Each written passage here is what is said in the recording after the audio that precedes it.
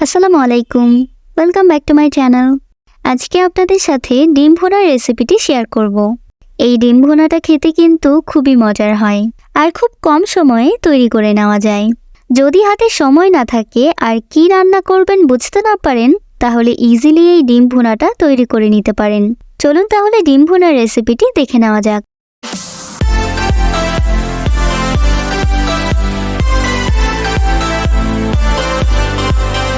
প্রথমে এখানে 4টা ডিম সিদ্ধ করে নিয়েছি।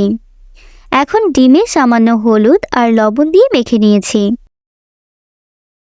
তারপর নিয়েছি পেঁয়াজ কুচি আর কাঁচামরিচ। এখানে আমি 5-6টা পেঁয়াজ কুচি করে নিয়েছি আর কয়েকটা কাঁচামরিচ নিয়েছি। অনেকে ডিম ভুনায় কাঁচামরিচটা পছন্দ করে না, আপনারা চাইলে স্কিপ করতে পারেন। এবার একটা প্যানে তেল দিয়ে ডিমগুলো হালকা করে ভেজে নিচ্ছি।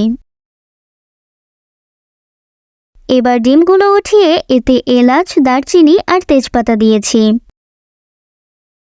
তারপর পেঁয়াজ কুচিগুলো দিয়ে দিচ্ছি।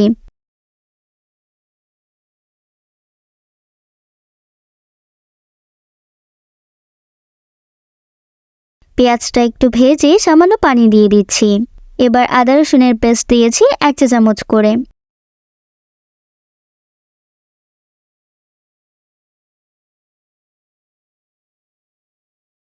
এবার 1 চা চামচ করে হলুদ, ধনিয়া আর মরিচের গুঁড়ো দিয়ে দিচ্ছি। তারপর 2 টেবিল চামচ টক দই আর 1 টেবিল চামচ লবণ দিয়েছি। এবার মশলাটা ভালো করে কষিয়ে ডিমগুলো দিয়ে দিচ্ছি।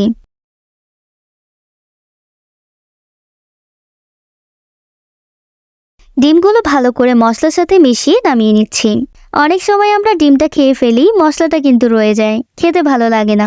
এই ডিম ভুনার মশলাটা কিন্তু খুবই মজার। শুধু মশলা দিয়েও মজা করে খেয়ে উঠতে পারবেন। অবশ্যই কিন্তু একবার ট্রাই করে দেখবেন। ভিডিওটা ভালো লাগলে একটা লাইক দিয়ে দেবেন আর চ্যানেলটা সাবস্ক্রাইব করবেন। ধন্যবাদ।